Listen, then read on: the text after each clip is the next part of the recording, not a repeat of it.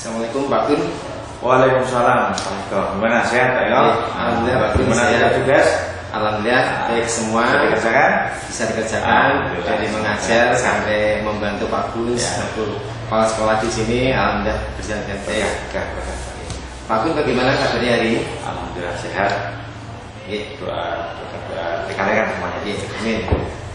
Begini Pak Gun, sebelumnya saya ucapkan terima kasih Pak Gun sudah meluangkan waktunya untuk kegiatan saya kali ini dalam hal menggali informasi, artinya belajar Pak. Mudah-mudahan apa yang Pak Gun ceritakan kepada saya khususnya nanti bisa saya gunakan untuk kegiatan saya di masa yang akan datang. Begini Pak Gun, ini saya akan menggali informasi berkaitan dengan pengalaman Pak Gun selama menjadi kepala sekolah. Saya yakin pasti Pak Gun pernah menemui beberapa kasus, apalagi memimpin sebuah sekolah yang institusi yang besar, berkaitan dengan PPDB mungkin, berkaitan dengan komunikasi sosial dengan pihak warga sekolah, mulai dari kantin sampai dengan guru-guru. Nah, untuk itu selama ini bagaimana Pak Gun dapat mengidentifikasi kasus-kasus yang merupakan dilema etika dan atau rujukan moral? Ya, terima kasih Pak Eko. Mungkin ini dari pertama kali saya mungkin, nah soal penanganan masalah mungkin udah dari sekian sekolah mungkin yang pasti ada. Cuma istilahnya dilema etika itu baru kali ini. Apa sih maksudnya dilema etika? Gini lah, dilema etika itu misalnya gini, contoh kasus gini, kita di saat PPDB kan. PPDB itu kita ada sebuah kasus di mana Pak Gun harus mentaati rule yang ada, regulasi yang ada, dengan ada zonasi, kemudian afirmasi dan lain sebagainya. Tapi di sisi lain Pak Gun juga melihat dari sisi kemanusiaan. Jadi ada teman, kemudian ada yang pengen anaknya sekolah di sini Pak, padahal rumahnya jauh, ataupun saudara keponakannya. Itu bagaimana Pak Gun? Terus yang rujukan moral itu waktu sudah jelas Pak Gun. Kalau rujukan moral itu berkaitan dengan sudah pasti ini benar, ini salah. Tapi yang ini loh Pak, yang dilema etika, makanya dikatakan dilema. Makanya ini tugas kepala sekolah itu seperti bagaimana gitu. Terima kasih Pak Eko setelah dijabarkan seperti itu. Itu toh yang namanya dilema etika. Ya. Secara gerabiakan mungkin dalam arti tadi sudah pernah berapa apa sih dilema etika? Tapi kan lebih bukan yang tanya yang tahu ya, makanya lebih tahu ya. Terima kasih Pak Eko. Memang situasi seperti itu kita harus mengedepankan kebenaran, role yang ada itu harusnya seperti itu. Ini sekarang kan ada, kita harus bisa meminimalisir. Terus ngobrol-ngobrol dan sebagainya nanti malah bahaya nanti. Jadi bisa meminimalisir ya. Memang kita tergantung semuanya keadaan, lihat situasi dan sebagainya yang ada di sekolah kita. Ya. Jangan sampai menyakiti satu dan lainnya seperti itu. Jadi kalau memang seperti itu, nah tadi dicontohkan PPDB. Ya. Karena saya yang sering menangani adalah masalah yang sering kita temui dalam masalah anak. Masalah anak misalnya contoh aturan sekolah, contoh 75% harus masuk. Sehingga itu harus kita taati. Tapi pada sisi lain yang baru saja kejadian kemarin itu anak yatim. Oh iya, betul Pak. Punya apa-apa yang memotivasi dia itu contoh. Sehingga dia bekerja secara mandiri harus bekerja. Ada dulu, kalau jam 1 malam itu kucingan itu, itu speed jazz. Kaki mungkin terlambat. Kesadaran budaya itu. Kalau kita lihat namanya rekan-rekan kan tidak tahu. Ngertinya bocah dianggap semuanya sama. Podo pintere, kudu podo aturan.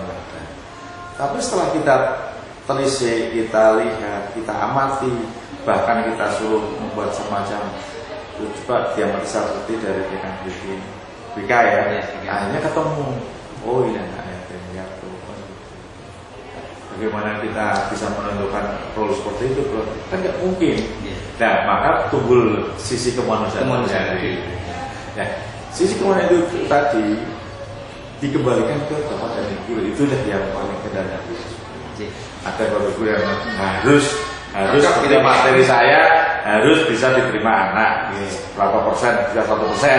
Ada yang ya nggak apa-apa lah menyatu itu, yang penting 50% ke atas. Yang sudah seperti itu kan ada. Nah, makanya untuk menyampaikan seperti itu biar tidak ada rasa keberatan bagi si anak, tidak ada keberatan bagi bapak ibu guru, industri kita dengan terjaga, tentunya hanya itu harus kita manusia. Pendekatan itulah yang perlu kita berikan pada satu ibu guru sendiri, bapak ibu sendiri, yang itu ya kita mohon pengertian kepada dalam arti. Nah itu Mang, yuk tapi coba. Yuk foto-foto. Kamu belajar, dapat ijazah, selesai sampai lulus, nilai kamu juga bagus, kebutuhan kamu selama ini juga bisa tercukupi. Nah, itulah yang salah satu bentuk yang bisa kita lakukan dalam pemecahan permasalahan hubungannya dengan ketidakhadiran anak, ketidakdidikan anak, hubungannya dengan karena kondisi anak. Jadi intinya sebagai kepala sekolah kita harus mengedepankan rasa, Pak. Iya betul sekali. Tidak harus saklek dengan aturan. Jadi terus gini Pak, ini nyambung dengan apa yang Pak Bin sampaikan di baru saja Pak Bin sampaikan. Ini selanjutnya selama ini bagaimana Pak Bin menjalankan pengambilan keputusan di sekolah Bapak. Jadi misalnya ada tadi ya kembali ke rasa tadi Pak gitu. Terus kemudian tindakan seperti apa yang konkret gitu Pak. Iya. Terima kasih. Alhamdulillah selama ini dari sekian kami sekolah ke pindah sekolah, saya ke depan adalah koordinasi, terutama koordinasi. Jadi apa yang disampaikan rekan dasarnya wakil urusan atau saya sendiri itu bukan dasar Pak Guru atau siapa rekan, tapi ada sudah merupakan satu bentuk suatu keputusan dari satu koordinasi antar wakil urusan. Itu kalau memang itu hubungannya dengan pembelajaran. Tapi kalau hubungannya dengan semacam kasus anak, yaitu kami koordinasinya otomatis dengan rekan-rekannya dari BK, nah seperti itu. Jadi ngekelop, nah seperti itu. Kalau ada kasus anak, hubungannya dengan anak, jadi kita BK nya ada koordinasi. Jadi omongan saya nanti juga dasarnya adalah dapat masukan dari rekan-rekan BK, latar belakang anak dan sebagainya seperti itu. Tapi sama pembelajaran hubungannya dengan kurikulum, tapi ada rekan-rekan yang lain. Itu langkah-langkah yang kami ambil. Biar tidak terjadi kesalahan yang fatal dan mengambil keputusan. Jadi untuk meminimalisir itu. Karena kan kalau itu kan bisa rekan-rekan paling enggak rekan-rekan sudah memberikan masukan saya, berarti itu sudah dianggap sudah suatu bentuk keputusan yang bisa dikatakan hampir 100% betul. Kan jadi nanti ke bawah banyak rekan yang memberikan masukan lagi, betul lagi kan ya. Jadi tetap itu kita kedepannya koordinasi semuanya. Berarti ini terjawab Pak untuk pertanyaan ketiga Pak. Langkah-langkah itu sudah disampaikan oleh Pak Gun. Mungkin lebih realnya Pak. Tadi kan Pak Gun masih menjelaskan secara umum. Jadi mungkin langkah-langkah yang mulai dari secara prosedural seperti apa Pak? Ya, terima kasih. Kita kalau masalah problem kita pelajari dulu. Saya kalau kelas saya pelajari dulu. Saya ini generasi dulu masalahnya.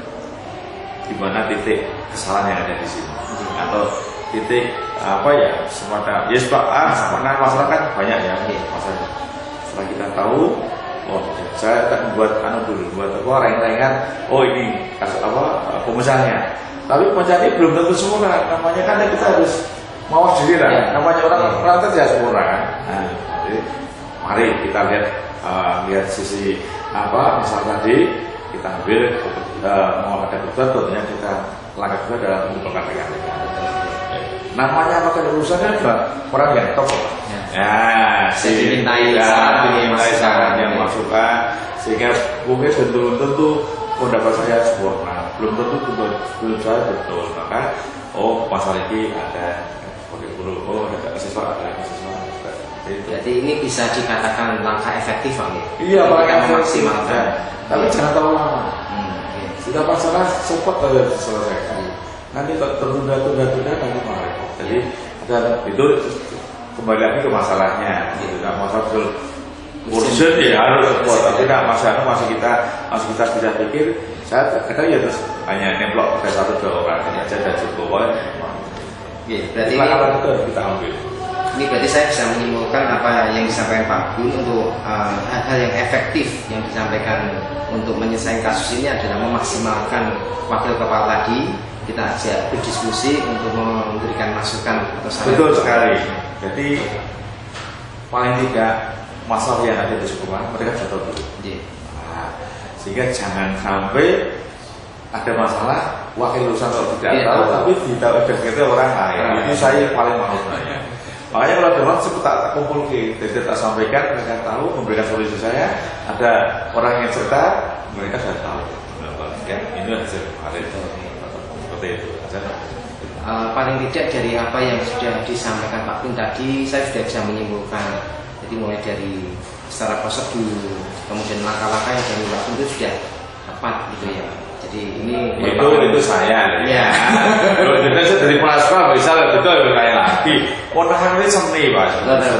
Seni komunis. Seni kembali itu semuanya momennya tetap seni semuanya. Pak seni ada. Ada yang mode, ya ada ya. Oh kita berarti ada lah mulai sudah. Tapi kan saya mulai sekolah seperti itu. Terus untuk Pak, kira-kira tantangan yang selama ini Pak Gun hadapi atau alami itu kira-kira apa Pak ketika memutuskan sebuah kasus itu Pak? Tantangannya? Ya kalau tantangannya cuma satu, terus dari kita putuskan ya rekan-rekan wakil lulusan kan sudah melakukan pesan yang paling bagus kok. Sudah takut 90% sempurna. Karena semua orang kan persepsinya beda-beda Pak. Nah itu mungkin Pak ya. Betul sekali. Nah kita sampai itu masalahnya, ini pemecahannya, tapi ada mereka yang ngotot gitu. Itu kan tantangan untuk kita. Tapi kita juga tidak boleh marah, ya boleh marah. Semua yang disampaikan oleh rekan, takut semuanya bagus. Nah, nanti bagaimana cara kita untuk mengelola ya mungkin bisa dengan cara pendekatan cara pribadi oposisi buat anak bisnis kok ngotot kayak menunggu dipanggil saya personal. Iya betul sekali. Orang oposisi kita sudah mencoba untuk kita usahakan cara dengan rekan-rekan. Ini omongan saya itu tadi sudah mewakili rekan-rekan yang ada di sekolah. Dan yang seperti ini, ya saya tidak apa-apa, saya menghormati pendapat dunia. Dan saya buat anak bisnis. Seperti itu. Nanti akhirnya tidak terjadi hal yang tidak lagi. Terus gini Pak, ketika untuk mengatasi kasus-kasus yang ada di lembaga yang Bapak pimpin itu, kira-kira ada penjadwalan nggak? Misalnya atau ini bisa Pak ya? Nggak bisa. Masa kasus ini jadwalnya nanti Selasa itu gimana? Nanti ada masalah lagi. Secepatnya kalau sudah bisa katakan, kalau urgen harus secepatnya. Tapi kalau yang masih bisa kita bikin SCA karena ada kegiatannya ya kita. Kemudian adakah seseorang Pak atau faktor-faktor yang menjadi ya selama ini mempermudah Bapak dalam membantu mengambil keputusan untuk kasus-kasus mungkin atau figur atau cara atau apa ada seseorang yang mungkin dinilai. Iya, terima kasih. Ini hanya pengalaman saya di satu sekolah. Memang kan namanya saya kan saat saya masih muda dulu. Kalau saya masuk ke satu lembaga yang jadi butuhnya bagus. Saya amati selama 1 bulan bagus sekali. Pendidikan yang sudah bagus. Itu pertama kali jadi kepala sekolah. Iya. Pendidikannya bagus, sekolahnya juga agamanya juga bagus. Saat rapat mesti menjadi penengah di antara mereka, dengan saya juga kalau saya. Inilah, sosok-sosok itu kita butuhkan, kita pegang. Kalau kita ada bisa pas longgar, kita ajak sharing, kita ngomong.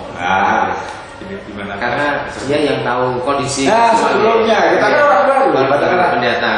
Itu seperti itu. Jadi ambil seperti itu. Jadi yang saya diajak ngomong, Pak gimana sih sebenarnya nanti, Pak gimana keadaan ini seperti itu. Nah, nanti jadi kita bisa mencoba ini sehingga kita untuk menentukan suatu hal itu dasarnya ya pengalaman dulu tadi yang selama ini ada di sini. Tapi hati-hati juga. Gitu. Ada juga ya belum tentu kita mudah-mudahan berharap kita mendapatkan sesuatu yang terakhir Pak, jadi dari apa yang selama ini Pak Gun alami kemudian dan berhasil Pak Gun selesaikan, kira-kira pembelajaran apa Pak yang mungkin bisa diambil dari kejadian tersebut gitu. Tergantung Pak Eko. Kalau itu kejadian anak, pokoknya kita tahu tadi saya bilang masih anak-anak yatim piatu misalkan, tidak sekolahnya, saya kan berikan gaya. Misalkan udah sisi kemanusiaan, ya kita harus bersyukur. Terutama anak kita masih bisa menemani anak kita. Saya bilang, karena syukur itu mau tambah. Terutama nanti ibu jadi dia nanti beraya. Pakosanya kayak begini, ya kan? Itu udah suatu bentuk sisi Syukur ya, rasa syukur tapi misalnya dengan saya mendatang ke itu ya bukan orang tuanya ada tapi orang tuanya bisa semuanya anak jadi terberkati jadi di situ belajar juga anak juga karena banyak makanya rasa syukur makanya kita harus bisa membina keluarga itu dengan sebaik-baiknya dan seperti itu karena hubungannya dengan keluarga ya sedikit banyak kita tahu sisi kemanusiaan satu persatu pola pikir satu orang terkadang Pak Eko mungkin kaya dengan suka Pak Eko mungkin kaya dengan suka seperti itu jadi akhirnya kita tahu si A seperti ini modelnya itu salah satu tambahan yang buat kita mungkin hanya itu Pak Gun yang bisa saya tanyakan dan mungkin mudah-mudahan apa yang disampaikan Pak Gun bisa bermanfaat bagi saya. Ini saya selalu pribadi mengucapkan terima kasih. Saya berdoa semoga Pak Gun lebih sukses lagi dalam memimpin SMP 22. Jadi juga program belajarnya kita belajar sudah diselesaikan cepat dan rampung dan jadi uang kepala sekolah. Amin. Terima kasih Pak Gun. Assalamualaikum. Assalamualaikum warahmatullahi wabarakatuh, Bu Wit. Waalaikumsalam Pak Eko. Bagaimana kabarnya Bu Wit? Ya, alhamdulillah kabar sehat Pak Eko. Pak Eko juga sehat juga. Alhamdulillah Bu Wit, saya sehat. Alhamdulillah. Bagaimana Bu Wit pekerjaan di sekolah penggerak? Ya, gimana ya Mas Eko ya? Agak berat sih ya berat, tapi kalau kita jalani dengan ikhlas insya Allah semuanya bisa berjalan dengan lancar. Betul Bu. Saja kita bekerja itu harus dengan menggunakan hati. Ya, di situ. Gini Bu Wit, sebelumnya saya mohon maaf sudah mengganggu waktu Ibu dari aktivitas yang saya yakin dengan kegiatan sekolah penggerak yang luar biasa itu Bu Wit banyak sekali waktu yang tersita di sana. Nah ini di kesempatan ini saya mau istilahnya ngasuh tawuroh Bu. Jadi Ibu sebagai kepala sekolah dengan memimpin salah satu institusi yang mana dengan status sekolah penggerak. Jadi banyak sekali kegiatan-kegiatan atau masalah-masalah atau kasus-kasus yang mungkin Ibu selesaikan. Nah, pada kesempatan ini saya mau bertanya Bu, bagaimana sih Ibu mengidentifikasi kasus-kasus yang termasuk dilema etika, kemudian atau bujukan moral. Jadi kalau dilema etika kan mungkin contoh di kantin itu ada kasus makanan yang tidak ada BPOM-nya tapi laris, nah itu kan sangat dilema Bu ya. Nah itu bagaimana Bu? Kalau saya menjikapi ada masalah seperti itu ya Pak Eko, langkah saya untuk mengidentifikasinya memang kantin itu memang perlu, gitu ya. Memang penting Pak Eko. Betul. Tapi kami selaku kepala sekolah apabila kami menghadapi itu kami tahu bahwa itu penting, kami adakan istilahnya koordinasi dengan pihak yang menangani kasus, menangani apa ya Pak Eko ya, yang mengelola. Yang mengelola kantin itu untuk bisa diajak kompromi bahwa dagangannya juga harus betul-betul sehat dan bisa bermanfaat untuk semua. Betul Bu. Jadi kita harus memikirkan nasib ya generasi penerus kita ya. Ya, ini nyambung ke pertanyaan selanjutnya Bu. Jadi untuk menjalankan pengambilan keputusan di sekolah Ibu, terutama yang kasus-kasus di mana itu dua kepentingan yang sama-sama benarnya ya. Bu Wit juga menjaga komunikasi dengan pihak kantin, kemudian Bu Wit juga melihat masa depan anak. Nah, itu bagaimana Bu? Mungkin komunikasi atau bagaimana gitu. Ya, gini Pak Eko, itu memang juga pernah saya alami waktu pertama kali saya menjadi kepala sekolah di SD Sinurejo itu saya hanya melihat dulu Pak Eko. Saya lihat, saya amati, kemudian saya pantau itu makanan itu yang ada itu di situ apa. Karena iya. anak hanya ada satu membeli makanan yang benar-benar mereka sukai. Oh iya. Betul. Jadi saya tidak langsung menjas yang mengelola kantin, Mbak kok begini tidak. Nanti malah Nah, ya. karena nanti Ada pasti benturan akan nanti ada ya. pertentangan, ada benturan Iya, yang iya. itu nanti akan mengakibatkan juga sekolah mendapatkan istilahnya apa ya, kerugian juga. Kerugian. Pak Eko. Ini Pak Eko, kalau ada masalah itu saya juga langsung saya pantau dulu gimana tentang makanan-makanan yang ada di situ. Betul, iya. Kalau memang makanan itu sehat, itu nanti saya konsultasi, Mbak kelihatannya makanannya enak juga Enak, ya. oke, Saya iya, bilang iya, begitu. iya. Besok lagi pengemasannya lebih hati-hati ya Mbak. Kemudian pengemasannya kalau memang perlu ditutupi ya ditutupi supaya tidak ada lalat. Oke, iya, iya. Karena memang lalat kan sumber penyakit ya Pak. Iya, betul. Saya mengharapkan kantin itu juga kantin sehat. Sehat.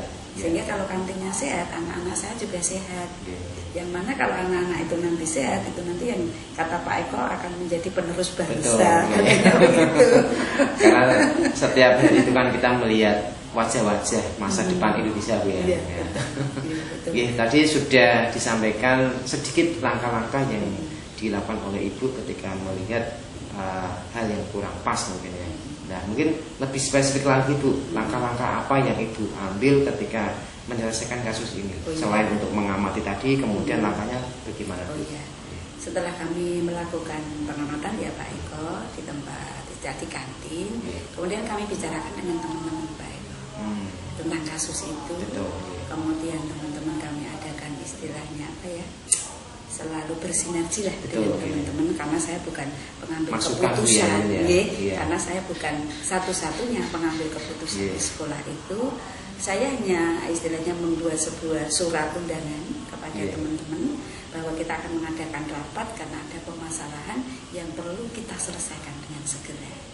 Kemudian saya meminta salah satu orang guru membuat undangan bahwa kita akan mengadakan undangan di jam ini, di ruangan ini dengan keperluan seperti ini. Ya. Kemudian diedarkan per sekolah, per kelas-kelas.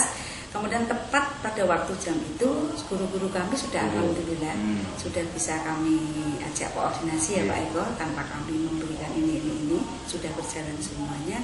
Nah di saat kami mengadakan rapat itu Pak Eko kami sampaikan bahwa di sekolah ini ada kasus seperti ini.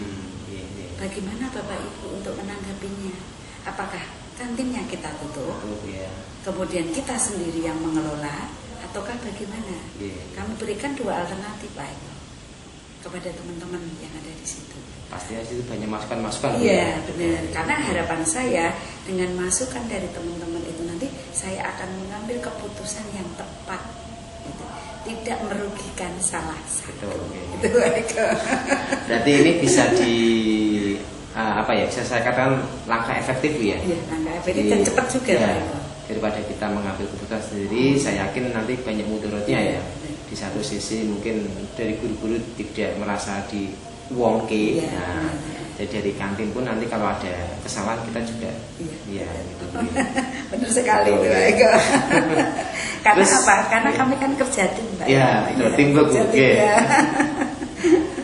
Terus kemudian Bu, jadi sekarang tantangan Bu. Jadi ketika mengambil keputusan kan kita kan apa ya istilahnya memikirkan banyak hal, perasaan, pemikiran dari teman-teman ataupun pihak luar yang kita anggap jadi kasus tadi. Itu tantangannya Pak Bu? Kalau kami selama ini ya Pak Eko yang pernah saya alami, tantangan kami itu kalau ada dua kubu. Ada dua kubu kan biasanya ada yang mengatakan oh ada gap ini, ada gap ini, gitu kan Pak Eko. Nah itu kami untuk menyikapi itu kami adakan istilahnya pendekatan secara personal Pak Eko. Jadi kami tidak harus begini, enggak. Tapi kami cari dulu, kami pendekatan dari gap ini saya dekati, misalnya sebetulnya apa toh. Kemudian yang gap ini ada apa toh. Nah setelah itu kami utarakan di dalam rapat Pak Eko. Oh harusnya kita begini. Kalau yang satu begini, ya otomatis sebuah visi itu tidak akan tercapai. Apalagi dengan adanya kantin tadi ya itu. Pasti ini tidak apa-apa Bu, kita kan nanti lebih untung banyak. Itu pasti ada yang mengatakan begitu teman-teman saya. Tidak memikirkan Nah kemudian yang satunya lagi, ya tidak begitu Bu. Itu harusnya begini-begini. Karena sekolah itu dikatakan sehat kalau makanan yang kita sajikan kepada anak-anak juga sehat. Sehat, betul. Nah, karena terjadi kubu seperti itu Pak Eko, kadang itu masalah itu sangat luar biasa Pak Eko. Kadang bisa mengakibatkan perseteruan yang sangat luar biasa ya di antara teman. Saya sebagai kepala sekolah kadang aduh gimana ya ini supaya saya juga tidak memihak salah satu pihak. Saya hanya pendekatan personal Pak Eko. Oh sumbernya di sini dari siapa? Yang ini dari siapa? Nah setelah pendekatan personal kami berikan masukan-masukan seharusnya begini, saya berikan pengarahan begini, akhirnya kami berikan titik temu Pak Eko. Ini luar biasa sekali Bu ini ya. Jadi bisa memikirkan banyak pihak agar tidak terjadi benturan di dalam sebuah lembaga itu ya. Karena sekali ada benturan Pak Eko, apalagi ya seperti istilah pepatah ya, piring yang pecah itu kalau sudah pecah tidak bisa kembali lagi. Kembalikan meskipun lagi. Bisa mungkin masih ada retak. Iya. Terus Bu, nah dari sekian banyak kasus mungkin ya, pasti kan setiap mungkin berkala ya itu pasti ada masalah entah itu ringan ataupun berat ya. Ibu ada penjadwalan enggak misalnya atau harus segera ditangani misalnya Gini, atau menunggu ada teman-teman atau bagaimana? Misalkan ada masalah ya, gitu. Nah, kalau ada masalah itu saya melihat seberapa berat masalah itu. Ya. Kalau memang masalah itu harus diselesaikan segera, ya saya segera menyelesaikannya. Tidak usah kami tunda-tunda. Karena semakin kita tunda, permasalahan itu akan semakin melebar. Jadi kita melihat masalahnya dulu. Kalau memang masalah itu kok bisa saya selesaikan secara pelan-pelan, ya saya selesaikan secara pelan-pelan. Dengan pendekatan secara personal tadi. Karena saya juga harus melihat efek nanti ke depannya itu seperti apa. Nah, aku langsung jas begini, ini pasti akan dirugikan dan ini juga dirugikan Pak Eko. Jadi saya juga pelan-pelan. Tapi semua tujuan tercapai Pak Eko. Tapi kalau masalah itu sangat krusial, sangat penting dan segera, ya kamu melakukan dengan segera. Bahkan kalau malam ini mereka malam ya, itu ada masalah, Bu, ada begini-begini di sekolah begini-begini ada laporan kepada saya. Ya udah saya langsung sampaikan segera.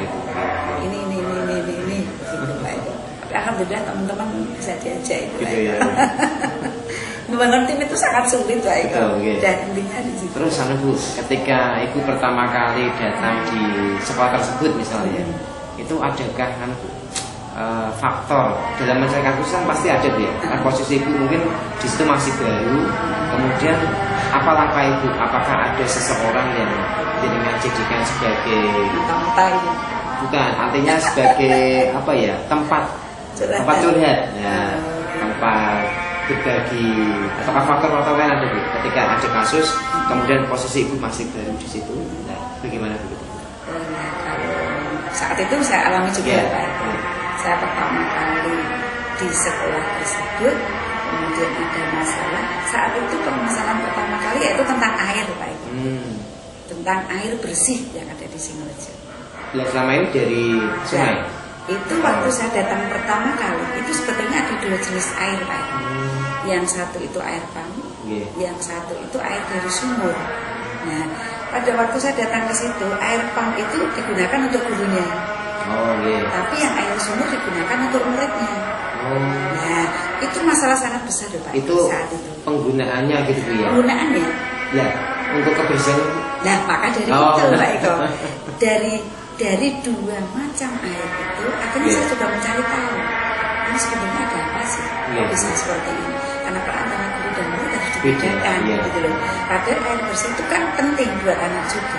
Masuk bocah, misalkan cuci tangan, kemudian mau BAB, itu harus menggunakan air yang kotor. Karena semuanya air kotor itu kelihatan warna. Iya. Nah, saya melihat itu dikatakan kotor saat saya berada di kamar mandi. Kamar mandi anak itu saya lihat sendiri, itu airnya itu berwarna, kemudian berbau. Kemudian yang satu lagi itu berbau, berwarna, yang satunya itu ya banyak kayak apa ya Pak? Lumut-lumutnya itu. Ya, kayak lendir dia. Nah, kayak lendir-lendir itu. Kemudian saya lihat di tempat dulu kok bersih ya. Airnya jernih, tidak berbau. Nah, dari situ kemudian saya cari tahu Pak. Memang saya cari tahu dari orang yang paling lama di sini. Betul. Berarti ada satu sosok Bu ya. Iya, memang saya cari. Pasti dia tahu Iya. sejarahnya bagaimana, Iya, gitu kan iya. Pak Eko. Saya dekati Pak Eko saat itu dengan personal juga, Iya. dengan humanis saya ya. Iya. Kemudian saya dekati, "Loh, kok ini kan piye to?" Ya Bu, lah piye? Engko nek nggon air kami ku isih kabeh, entek akeh Bu. Oh, kembali ke finansial. Nah, itu Pak Eko. Kemudian setelah itu saya cari-cari, kemudian saya cari guru-guru yang baru. Iya. Bapak Ibu dengan kondisi seperti ini kata jenengan piye? Saya bilang begitu. Tapi pendekatan Pak Eko belum saya keluarkan di rapat. Oh, dari yang muda-muda. Ya. Beda ada yang mendukung Bu ya. Nah, ada yang mendukung. Iya. Tapi yang tua tadi Pak, Oh. yang lama itu nggak mau berubah Iya, iya. karena finansial tadi. Nah, akhirnya, duh, ini keputusan sangat berat juga ya saya bilang begitu dalam hati. Sampai saya itu malah nggak bisa tidur Pak Eko, memikirkan itu. Aku kudu piye gitu loh. Nah, akhirnya suatu saat